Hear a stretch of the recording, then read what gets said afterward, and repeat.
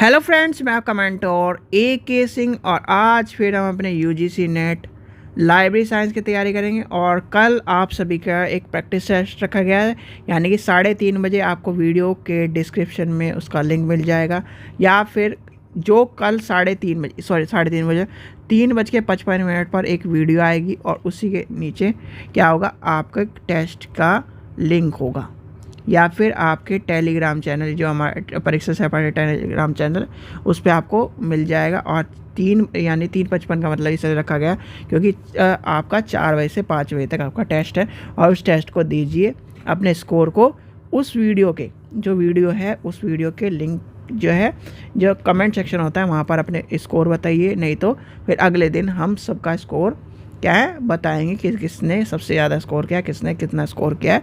और tension free test दीजिए, जितना आपने पढ़ा है, जितना आपने अभी तक करा है। चलिए, तो और वो सभी लाइब्रेरी स्टूडेंट को, चाहे वो UGC हो चाहे किसी का भी हो, वो सब दे सकते हैं। तो आज का टॉपिक क्या है, यानी कि आज हम अपनी 3rd यूनिट को शुरू कर रहे हैं। और 3rd यूनिट में क्या है हमारा information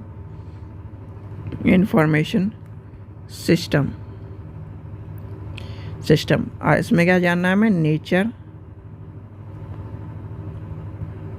characteristics, type and formats. ठीक है, ये जानना है हमें। चलिए आगे चलते हैं। तो आज का सबसे पहले बात आती है इंफॉर्मेशन सोर्स।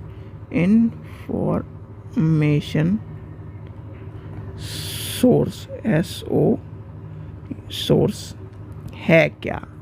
सबसे पहली बात आती है, यानी कि सूचना स्रोत है क्या। अगर आपसे कोई पूछने लगे कि सूचना स्रोत है क्या, तो आप एक शब्द में आंसर क्या दोगे। चलो स्रोत, अच्छा स्रोत रह गया, सॉरी, स्रोत। ठीक है, सूचना स्रोत है क्या। देखो, आपको सबको पता है कि लाइब्रेरी में जितनी भी, देखो इसे छोड़ दो, यहाँ पर है, जितनी भी चीज़ इस दुनिया में क्या है, सूचना प्रदान करने के लिए, हमें ज्ञान प्रदान करने के, यानी सूचना के द्वारा हमें ज्ञान प्रदान करने के लिए जो भी चीज़ें हैं वो क्या है, वो सूचना स्रोत है। यानी कि आपकी किताब भी सूचना स्रोत के रूप में आएगी, आपका मोबाइल भी सूचना के स्रोत में आएगा, आपके जो जर्नल्स है वो भी सूचना के स्रोत में आएंगे। अगर आप कहीं और चीज़ें देख रहे हो, TV से देख रहे हो, रेडियो से देख रहे हो, वो भी क्या है, सूचना को प्राप्त करने वाली हर वह चीज़ जो क्या करेगी, हर वह सामग्री, हर वह स्रोत जो कि आपको ज्ञान प्रदान करने में, आपको सूचना को प्राप्त करने में हेल्प कर रहा है, वह सब स्रोत क्या आएंगे, सूचना स्रोत आएंगे। अब पहले के ज़माने में क्या होते थे, वह सूचना के स्रोत क्या होते थे, पत्रिका, न्यूज़पेपर, मैगजीन्स, बुक, ये सारे होते थे, चित्र, आलेख आदि होते थे। पर आज के टाइम पे क्या हो गया, मॉडर्नाइजेशन हो गया। तो मॉडर्नाइजेशन में आपके सारे के सारे जो, जैसे कि आपका आप मोबाइल पे देख रहे हो तो आपको ये क्या सूचना मिल रही है। अब आप मान के चले लैपटॉप पे देख रहे हो तो लैपटॉप से सूचना मिल रही है। तो क्या है, यानी कि इंटरनेट के माध्यम से भी सूचना मिलने लगी है। तो इसको क्या कहेंगे, यानी सूचना, इंफॉर्मेशन स्रोत। आप इंफॉर्मेशन स्रोत यानी संदर्भ सूचना के नाम से भी आपको एक जगह कॉन्सेप्ट मिलता होगा, यानी कि संदर्भ सूचना के नाम से भी मिलता होगा, यानी सूचना स्रोत के नाम से तो मिलता ही है। किसके नाम से, इंफॉर्मेशन सोर्सेज के नाम से। इंफॉर्मेशन सोर्सेज के नाम से आपको, यानी कि सूचना स्रोत के नाम से आपको कहानी का कॉन्सेप्ट मिल रहा है। अब कहानी का कॉन्सेप्ट 2 तरह से पूछा जाता है। एक तो आपसे पूछा जाता है रेफरेंस सोर्स के नाम से, और एक पूछा जाता है इंफॉर्मेशन सोर्सेज के नाम से। इसमें कंफ्यूज मत होना, ये अभी चल रहे हैं हम इंफॉर्मेशन के, यानी कि क्या आपका इंफॉर्मेशन के, और उसमें आ जाएगा, यानी संदर्भ पूछा जाए तो संदर्भ की बात कही। तो इंफॉर्मेशन में क्या है, इंफॉर्मेशन की बात लेके चल रहे हैं, इंफॉर्मेशन की बात को लेके जाए। इंफॉर्मेशन का मतलब है जहाँ जो भी चीज़ें हैं वो की सारी इंफॉर्मेशन के तौर पर आएंगे, आपकी इंफॉर्मेशन, यानी कि इंफॉर्मेशन के तौर पर आपको देखने में मिलेगी। तो क्या कह रहा है, इंफॉर्मेशन क्या कह रहा है, इंफॉर्मेशन वही कह रहा है जो भी सारी चीज़ें हमें क्या कर रही है, प्रदान करने में, यानी इंफॉर्मेशन प्रदान करने जो चीज़ें आ रही हैं वो क्या है, इंफॉर्मेशन सोर्सेज के तौर पर देखे जा रही हैं। अब इन्फॉर्मेशन यानी सूचना स्रोत उनके और उसके प्रकार आपको समझ में आ गए, ये निम्न निम्न निम्न प्रकार हैं। अब जब आप लेके चलोगे, जैसे कि आपका मान के चलते हैं सूचना स्रोत में सबसे पहले क्या आएगा, आप पहले विश्लेषण यानी पहली बात लेके चले तो एक प्रकाशन जो किताब छाप रहा है उसकी बात आ जाएगी, यानी कि ये वाला कॉन्सेप्ट समझ गए। अब आता है यानी कि आपको क्या है, यानी कि पहला कॉन्सेप्ट क्या था हमारा, नेचर की सूचना स्रोत क्या है, किस इस पे चलता है।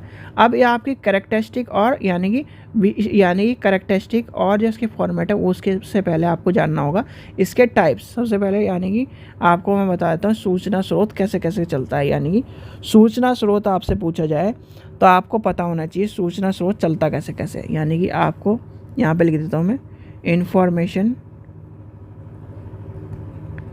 System sources. इंफॉर्मेशन सोर्सेज में सबसे पहले क्या आ जाएगा, आपका आ जाएगा डॉक्यूमेंट्री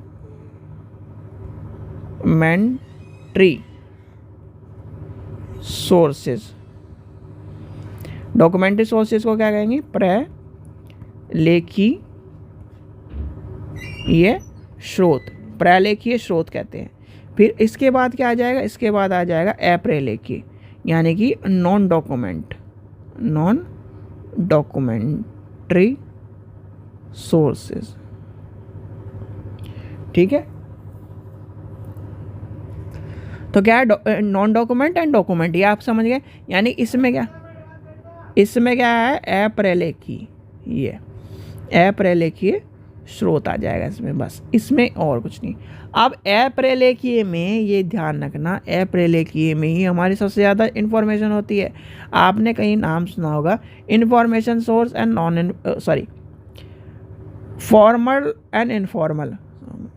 आजकल क्या नाम जब फ्लो में रहते थोड़ा बहुत इधर उधर दिमाग भी चल जाता है। और क्लास अभी मैं पॉलिटिकल क्लास करके हटाऊँ, अब यहाँ पर यानी कि इधर आगे आज क्या है उल्टा चल गया कि पॉलिटिकल क्लास पहले रिकॉर्ड करने के लिए चला गया और यहाँ पर लाइब्रेरी क्लास आपकी थोड़ी लेट हो गई, क्योंकि लाइब्रेरी का चलता रहता है, लाइब्रेरी सारे के सारे ये हैं तो यानी कि उसमें थोड़ा सा आ जाता है समझ में, अलग सा ही रहता है। और पर यहाँ पर आज एक बीच में हमने पॉलिटिकल की क्लास कर ली, आखिरी में रहती है वैसे आजकल पॉलिटिकल क्लास, पर आज जब कल टेस्ट है उसकी थोड़ी सी प्रिपरेशन भी करनी है। और मैंने भी बहुत टाइम बाद यूज़ करा है क्या आपका गूगल फॉर्म को, तो मेरे को वो भी चीज़ें समझ नहीं थी थोड़ी सी।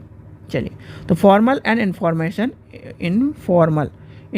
आ जाएगा, यानी कि आपका अनौपचारिक और औपचारिक। अनौपचारिक यहाँ से यहाँ पे अनौपचारिक आ जाएगा, अनौपचारिक। ठीक है, फिर अब आपका आ जाता है यहाँ पे प्राथमिक, द्वितीयक और इधर आ जाएगा आपका तृतीयक। क्या हो जाएगा, तृतीयक स्रोत, यानी कि प्राइमरी, सेकेंडरी एंड टर्शियरी। ये डायग्राम ज़िंदगी में मत भूल जाना, नहीं तो इन्फॉर्मेशन सोर्स भूल जाओगे। इन्फॉर्मेशन सोर्स क्या, लाइब्रेरी को ही भूल जाओगे। एक चीज़ ध्यान रखना, लाइब्रेरी में कुछ चीज़ें ऐसी हैं कि जिसके बिना आप अपनी लाइब्रेरी में बैठ भी नहीं सकते। ठीक है, इस चीज़ का ध्यान रखो। मैं मजाक नहीं कर रहा, ना मैं उस मजाक के मूड में हूँ। यानी कि आप लाइब्रेरी में आपको ये पता होना चाहिए कि जैसे मान के चलिए एक पेज, आप नेक्स्ट पेज लेके चल रहा हूँ आपके लाइब्रेरी में आती है रेफरेंस बुक, आपकी लाइब्रेरी में आती है मैगजीन्स, रेफरेंस बुक मैगजीन्स, आपके लाइब्रेरी में आती है जर्नल, आपकी लाइब्रेरी में आती है टेक्स्ट बुक, आपकी लाइब्रेरी में आ गई रिसर्च यानी कि थीसिस आती है। तो अब आपको ये बताना है इसमें से प्राइमरी कौन सा है, इसमें सेकेंडरी सोर्सेज कौन से हैं, इसमें से क्या है यानी कि इनफॉर्मल सोर्सेज कौन से, फॉर्मल सोर्सेज कौन से। ये आ गया आपका सीडी, यानी कि सीडी में भी आ गई, और आपका क्या है वर्चुअल भी आ गई। तो यानी कि आपको ये भी तो पता होना चाहिए भैया कि प्राइमरी सोर्स कौन सा है, सेकेंडरी सोर्स कौन सा है। अब आपको क्या है, आप लाइब्रेरियन हो, लाइब्रेरियन का यानी आप तो छोटी लाइब्रेरी में, जब बड़ी लाइब्रेरी मान लो सौभाग्य आपका इतना हो जाए, आप इतना क्या अचीव कर लो कि आपको क्या है नेशनल लाइब्रेरी में आपको क्या है, लाइब्रेरियन बनने का मौका मिले। जब नेशनल लाइब्रेरी में लाइब्रेरियन बनने का मौका मिलेगा तो वहाँ पे प्राइमरी सोर्स भी पढ़े होंगे। प्राइमरी सोर्स क्या होते हैं, जो कि जैसे मैं अगर किसी चीज़ को लिख रहा हूँ तो वो क्या है, प्राइमरी। अगर मेरे से जो चीज़, यानी कि मेरे से, मेरे बाद या मेरे से परमिशन लेके कोई उस चीज़ को कॉपी करके लिख रहा है एक तरह से, वो आ जाएंगे सेकेंडरी और टर्शरी सोर्स में। यानी कि तृतीयक स्रोत की तो बात ही नहीं, सेकेंडरी सोर्स में आ जाएंगे। ठीक है, फिर आता है टर्शरी सोर्स यानी तृतीयक स्रोत।